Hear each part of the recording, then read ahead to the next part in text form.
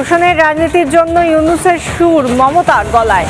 তোষণের রাজনীতির জন্য ইউনূসের সুর মমতার গলায়। বিএসএফ এর বিরুদ্ধেই সুর চড়ালেন মুখ্যমন্ত্রী, যেটা আমরা বারবার বলছি। এবং মমতার কথায় ক্ষুব্ধ সুখদেবপুরবাসী, যারা নিজেদের ভূমি রক্ষা করছেন, প্রতি মুহূর্তে নিজেদের প্রাণের বিনিময় হলেও তারা বলছেন এক চুল জমিও তারা দেবেন না, ফসলও তারা দেবেন না, তাদেরকেই কাঠগড়ায় তুলছেন মমতা বন্দ্যোপাধ্যায়। ট্যাক্স দিয়েছি জমিতে রেজিস্ট্রি করার সময়, আর ওই জমির ফসল যদি কেটে নিয়ে চলে যায় আর আমি হাতে হাত ধরিয়ে বসে থাকবো?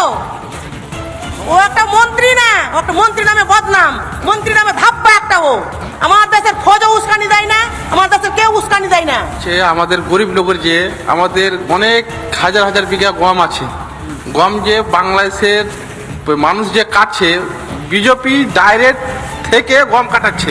গন্ডগোল বাঁধিয়ে দিয়ে সরে আসার আমি চাই। বর্ডার বিএসএফ এর আন্ডারে বিএসএফ দায়িত্ব নিক, যাতে বর্ডারে কোনো গন্ডগোল না হয়, শান্তি প্রতিষ্ঠা হয়।